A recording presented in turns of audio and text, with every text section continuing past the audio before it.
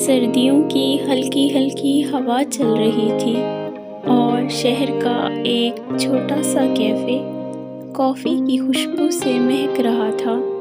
آریان خاموشی سے ایک کونے میں بیٹھا اپنی کافی پی رہا تھا۔ اس کی نظریں اکثر دروازے کی طرف اٹھتیں، جیسے کسی خاص شخص کا انتظار ہو۔ کچھ دیر بعد دروازہ کھلا اور ایک لڑکی اندر داخل ہوئی۔ اس کے قدم رک گئے اور چہرے پر ہلکی سی مسکان ابھری۔ آریان کی آنکھیں جیسے کہہ رہی ہوں، تم وہ ہو جس کا میں انتظار کر رہا ہوں۔ لڑکی نے آریان کی طرف دیکھا اور ہلکی سی شرمندگی کے ساتھ بولی، معاف کیجیے گا، کیا یہ سیٹ خالی ہے؟ آریان مسکرا کر اپنی کرسی کی طرف اشارہ کیا۔ اسی لمحے سے ان کی زندگیوں کا نیا سفر شروع ہوا۔